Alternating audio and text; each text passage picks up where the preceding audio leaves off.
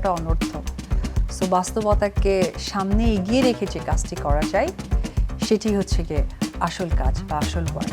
So এটাকে emotion বলবো নাকি বাস্তবতা বলবো আই ডোন্ট নো। তবে শুরুতেই অনেক বেশি ইমোশনাল ছিলাম, যেটা বয়স, বিবেচনা, পারিপার্শ্বিক এবং শেখার জায়গাটা কম ছিল। ভিডিওটা সম্পূর্ণ দেখতে হলে সাবস্ক্রাইব করুন, সাথে একটা লাইক করুন। সাবস্ক্রাইব করুন ফ্যামিলি।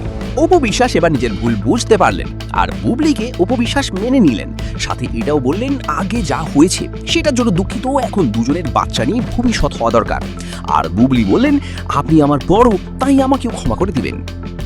কিন্তু এটা জানলে অবাক হবেন যে অপু বিশ্বাসের ছোট্ট এইটা ফুটেজ নিয়ে সোশ্যাল মিডিয়ায় তোলপাড় হচ্ছে। তারা এমনটার জন্য একদমই প্রস্তুত ছিল না। এই সম্পর্কে অপু বিশ্বাস মুখও খুললেন এক ইন্টারভিউতে। আপু বিশ্বাস বলেন, সমালোচনা থামানোর সবচেয়ে সহজ উপায় হলো কিছু না করা, কিছু না বলা আর কিছু না হওয়া। যেই মানুষ নতুন কিছু করার চেষ্টা করে, নিজের মত প্রকাশ করে বা জীবনে এগিয়ে যাওয়ার সাহস দেখায়, তাকে নিয়েই সমালোচনা হয়। কারণ কাজ করলে ভুলও হতে পারে, আর ভুলের সুযোগেই সমালোচনা জন্ম নেয়। কিন্তু যে কিছুই করে না, কিছুই বলে না, কোনো স্বপ্ন দেখে না, তাকে নিয়ে বলারও কিছু থাকে না।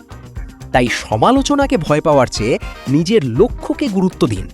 যুক্তিসঙ্গত সমালোচনা থেকে শিক্ষা নিন আর ভিত্তিহীন সমালোচনাকে পথের শব্দ হিসেবে উপেক্ষা করুন।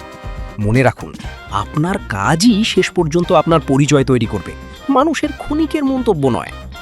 এখন এই ভিডিওটি কেমন লাগলো সেটা কমেন্টে বলুন, আর অপু বিশ্বাসের এই সিদ্ধান্তকে ভালো লাগলো নাকি খারাপ সেটা বলুন।